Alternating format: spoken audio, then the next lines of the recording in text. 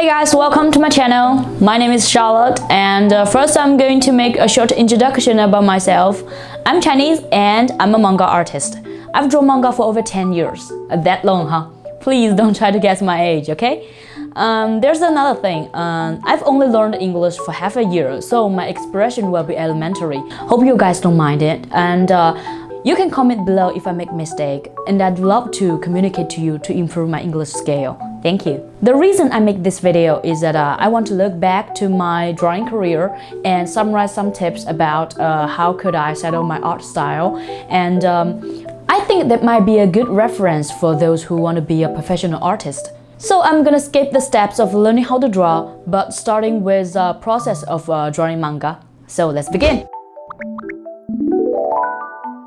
This is my first manga that was published on a website, and I received a little money from it. I remember I was 19 when I started to draw it. It basically is a story about a boy named Marcus who has great power but lives in the desert and really wants to go outside and travel the world. The period of I drawing this manga is when I had a huge interest in Akira Toriyama. I'm a big fan of Dragon Ball. Goku is one of my favorite characters. Because of him, for such a long time, I was totally into creating my main character as an innocent but powerful boy. I know that might be rare that a girl wants to draw a boy genre manga that involves a lot of fighting scenes, but for me at that time, I just want to extend my art style. It now appears that I was not very good at drawing background and anatomy, but I tried my best to make my drawing looks more professional by adding some details, such as grass and stones in the desert and the bombs on that monster, or the lines of the shadow to make my drawing less monotonous. Unfortunately, I didn't finish my first manga. It doesn't have an ending.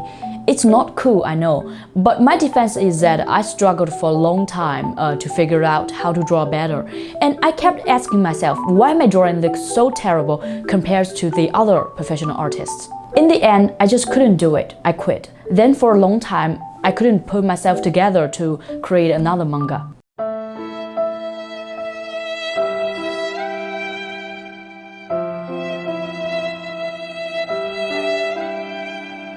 So I just practiced anatomy over and over again to make sure I don't quit next time. That leads to my next step, practicing anatomy by using models' photos as references. I wasn't trying to be an erotic artist, but I do think women's bodies are gorgeous. And I started to search a bunch of photos with multiple poses. Some are regular, such as movement when people squat or sit or hold a sword or run or something. And other photos are not supposed to show in this video. You guys know why. I practiced for over half a year, and I was stressed and kind of tired of referring to photos and really want to create a new story. But there was a lack of chance for me to get a platform to publish my new manga because the manga industry wasn't well developed in China back then. I was stuck and even considered if it's a better way to quit drawing and get a real job. Luckily, I didn't do it, not just because I love drawing and that's my specialty, but also I didn't finish high school. So if I quit drawing, it will be too hard for me to find a job. It was like using my shortage against others' advantage. It's definitely not a wise idea. So there left me no choice but pushed myself harder to improve my skill. Finally, an editor of a manga app contacted me. I'm a lucky person that those years are the early days of development of manga app. More readers read manga by cell phones instead of physical books or computers.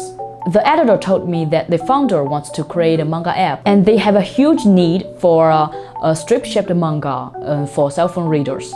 It's more adapt the trend that more people would likely to use cell phone to fill in their fragmented time, such as play video games or social media, and of course read manga. The challenge for me wasn't just changing the pattern of manga, but also I have to learn how to color it. Just to be clear, I was a traditional manga artist back then, so I didn't have any experience of coloring. Besides those arts I copied from the Street Fighter, I took the color directly from the original arts. I didn't want to lose such a perfect opportunity, so I started to learn again. After about a month of researching and referring to a lot of arts, I created a strip-shaped manga named Secret Garden. You can see that I was still bad at coloring, but at least I can draw it. I know my biggest advantage is my lines and anatomy instead of color. So even I think the color of my manga was simple, but I decided to just live with it.